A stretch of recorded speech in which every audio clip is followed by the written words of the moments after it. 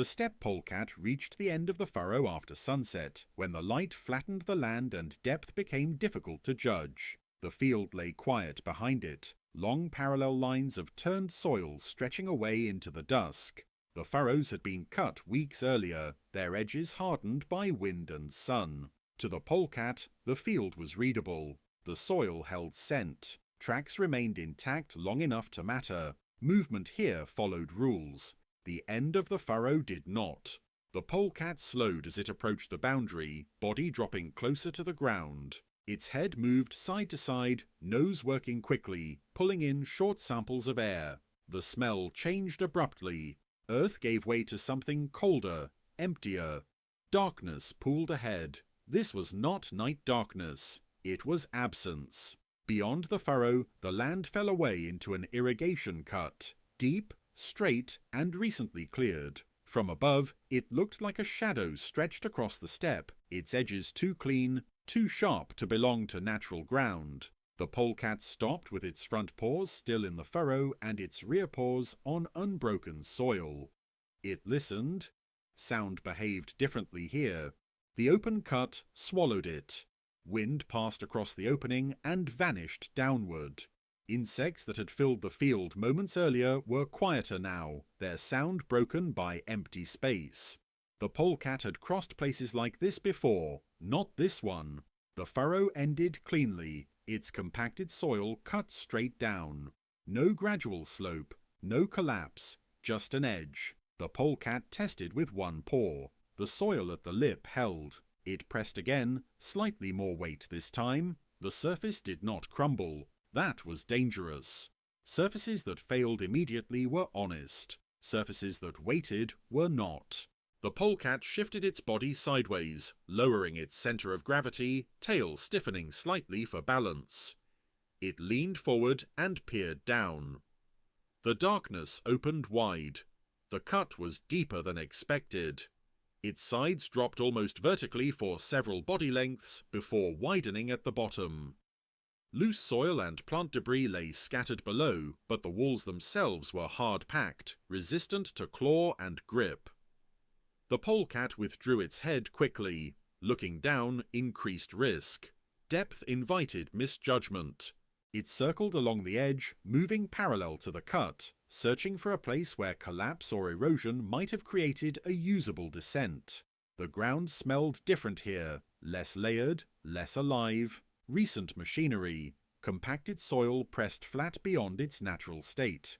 Rodent scent was strong along the edge. They had fallen here, or crossed, or both. That mattered. The polecat stopped where the furrow bent slightly, its end irregular rather than clean. The soil here showed minor cracking, faint signs of weakness where moisture had dried unevenly. It tested again. The surface shifted, but did not give way.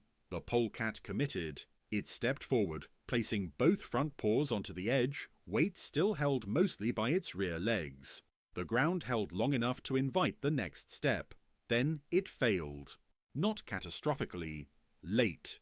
The soil collapsed inward under the polecat's forepaws, breaking cleanly away from the edge. The polecat dropped abruptly, claws scraping uselessly against vertical wall as it slid downward.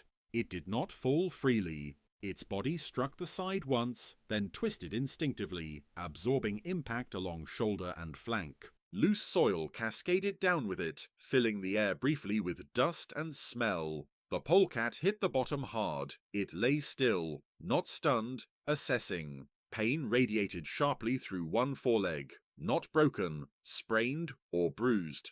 Breath came fast, then slowed as the body recalibrated. Above, the opening looked farther away now, wider. The dark had expanded. The polecat stood slowly, testing weight. The injured leg held, barely. Movement would be limited, speed compromised. The bottom of the cut was colder.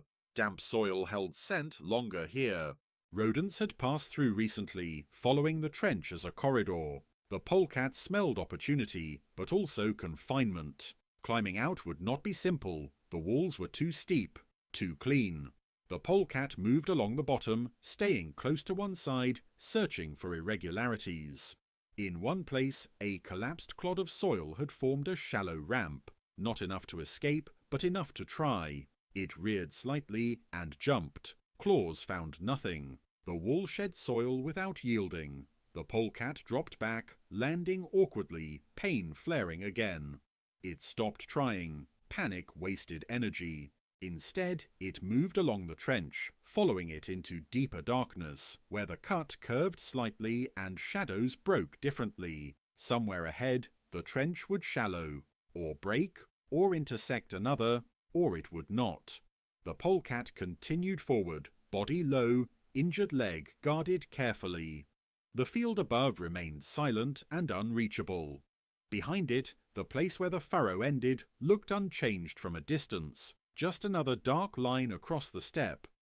But the ground there had opened wide, and the polecat had learned too late that edges shaped by machines did not fail like natural ones. They waited. The trench did not feel like the ground above it. Sound behaved differently here. It did not spread outward. It travelled forward and back along the cut, bouncing weakly between hard-packed walls before settling into stillness. The air was cooler, heavier with damp earth and rot, carrying scent clearly but narrowly. The steppe polecat moved slowly. Its injured foreleg limited stride length, forcing shorter steps and longer pauses. Each movement sent a sharp reminder through muscle and joint. Not enough to stop it, but enough to demand caution. It followed the trench in the direction the soil sloped most gently. This was not choice. It was gradient. The bottom of the cut collected debris over time, clods of soil, dried plant matter, fallen insects. These softened footing slightly, making movement quieter but less stable. The polecat adjusted automatically, lowering its body and keeping weight distributed evenly. Rodent scent intensified. The trench had become a passage. Animals that avoided open field edges used it instead, moving unseen and protected from wind. The trench funneled movement, turning randomness into predictability. Predictability fed predators.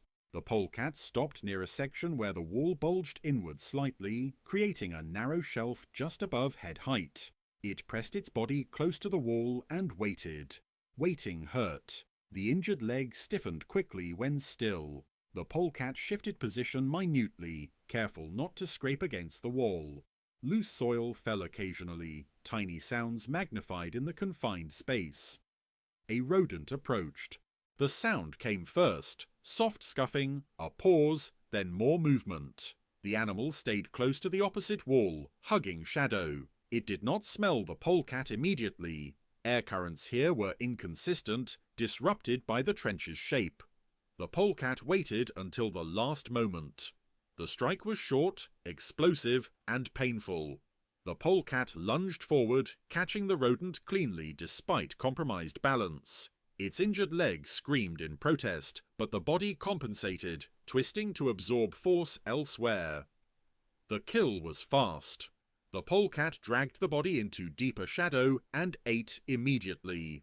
Feeding restored some strength, but more importantly, reduced urgency. Panic faded. Thinking returned. This trench was not just a trap, it was a system. Movement here followed rules. Linear, compressed, unavoidable. Prey density was higher than expected, not because animals preferred it, but because they were redirected into it. The polecat resumed moving. Every few body lengths, it stopped to test the walls, scraping lightly with claws to assess texture. Most sections were useless. Too hard, too vertical. In one place, moisture had softened the soil slightly, but not enough to climb. It marked the spot anyway. Memory mattered. As darkness deepened, the trench grew colder. Heat from the day faded quickly here, sinking into soil rather than radiating upward. The polecat's breath became visible briefly, then vanished. Another rodent crossed its path. This time, the polecat did not chase. It waited, allowing the animal to pass, mapping its route, where it entered, where it exited, how it used debris for cover. This information was more valuable than another meal. Farther along, the trench widened slightly, allowing more light from above. The walls here were lower, eroded unevenly. The polecat paused longer, studying the edge. Above, the field lay quiet, still unreachable. The polecat tested one wall again, jumping lightly this time, using momentum rather than grip. It gained some height, but not enough. The wall shed soil under its claws, denying purchase. The polecat dropped back down, landing hard but controlled. It did not try again immediately. Energy was finite. Instead, it continued forward. The trench bent gradually, curving toward lower ground where irrigation lines intersected. Here, debris thickened. Organic matter accumulated. Insects clustered. The smell grew richer, more layered. This was a node. Movement converged here. The polecat hunted again before resting, taking a second rodent with less effort than the first. The injured leg protested less now, warmed by movement, stabilized by necessity. The polecat curled into a shallow depression beneath an overhang formed by collapsed soil. It rested without sleeping deeply, muscles tense, ears alert. Above, something moved. Not an animal. Heavy vibration travelled down the trench walls, subtle but unmistakable. A vehicle passed somewhere near the field edge. The sound arrived dull and late, then faded. The trench did not respond. It held the sound briefly, then swallowed it. The polecat remained still. The cut was no longer just a mistake. It was becoming a route, used, reinforced, shaped by movement both above and below. What had been a sudden fall had turned into enforced migration. The polecat did not know where the trench would lead, but it knew this. As long as the dark stayed wide above it, the bottom would keep filling, with prey, with sound, with risk. And survival would depend on learning the shape of this place faster than exhaustion closed options entirely. The trench changed again before dawn, not in shape, but in meaning. The steppe polecat sensed it first as vibration, not the soft, diffuse tremor of wind across open ground, but a deeper, heavier pulse that travelled down the trench walls and settled into the soil at the bottom. It came in intervals, regular enough to suggest machinery. The polecat froze beneath its overhang.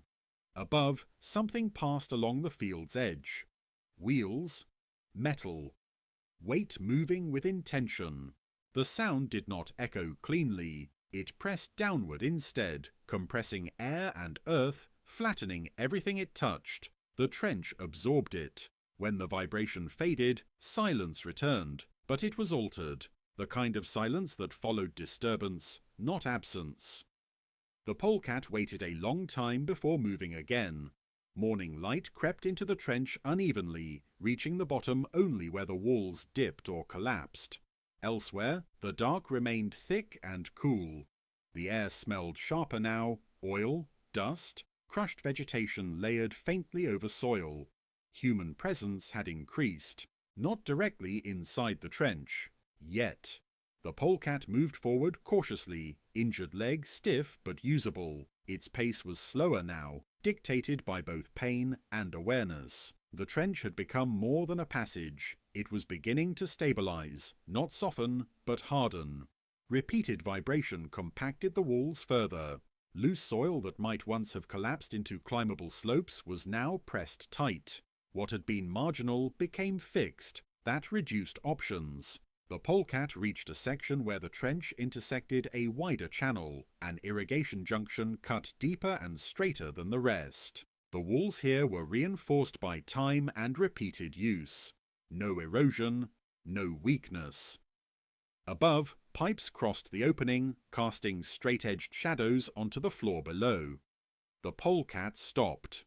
This place smelled heavily of rodents. They gathered where moisture lingered, where insects collected, where plant debris accumulated. The trench had become an artificial ecosystem, compressed, linear, predictable. Predictable enough to trap more than one animal. The polecat hunted again. The strike was clean, despite the injury. The body had adapted, redistributing effort away from the damaged leg. Pain remained, but it no longer surprised. After feeding, the polecat rested briefly, then continued. The trench led onward, gradually deepening again, its walls rising higher. In places, The soil surface above was visible only as a thin, bright line far overhead. The dark had truly opened wide now. Midday brought heat. Above ground, the field baked under the sun. Below, the trench stayed cool, protected from direct light. The contrast created air movement, slow drafts that carried scent unpredictably along the cut. The polecat learned to read these currents quickly. Updrafts near sunlit edges, stillness beneath overhangs, sudden scent reversals near junctions. It adjusted hunting strategy accordingly. What it could not adjust to was permanence. The trench no longer felt temporary. Its edges were clean where machinery had passed close. In some places, the lip above was squared off again, freshly cut, soil pale and raw. Maintenance. Someone had returned to the edge. That meant this cut was intended to remain open. The polecat reached a place where the trench narrowed sharply, forcing movement single file. The walls here were nearly vertical, the floor cluttered with debris that had fallen from above. Movement slowed to a crawl. The polecat hesitated. Beyond this choke point, scent suggested more rodents, perhaps even an exit farther along where erosion had softened the walls. But the narrowing increased risk. If something entered the trench from above now, escape would be limited. The polecat waited. Minutes passed, then vibration returned. Closer this time, heavier. The ground above trembled, and loose soil trickled down the walls. A clod struck the floor nearby and broke apart. The polecat retreated instinctively, backing away from the narrow section. A machine passed directly overhead. Its presence was unmistakable. The trench walls amplified the vibration, sending it through the polecat's body. The injured leg flared with pain as muscles tensed involuntarily. Dust fell steadily now. The machine stopped briefly, then moved on. When the vibration faded, the trench looked the same, but it was not. New debris blocked part of the floor. Fresh soil lay at the base of the walls, loose and unstable. The lip above was sharper, cleaner. The trench had been renewed. The polecat remained still for a long time after. When it moved again, it chose the opposite direction, back the way it had come, towards sections it had already mapped, where conditions were known. Forward now meant deeper uncertainty. As afternoon faded into evening, the polecat rested in a sheltered bend where the trench curved slightly and sound from above diminished. It groomed briefly, careful around the injured leg, then settled again. The trench had stopped being a mistake. It was now infrastructure, a line that would not close on its own. A structure that redirected movement, concentrated life, and punished misjudgment slowly rather than immediately. Above ground, the field looked unchanged. Straight furrows, quiet soil, open sky. Below, a corridor had formed. Dark, narrow, unavoidable for anything that entered it. The polecat understood this with the clarity that comes from limited options. To survive now meant not just finding food or an exit, but learning how permanent shapes forced behavior, whether chosen or not. The dark had opened wide, and it was no longer closing behind.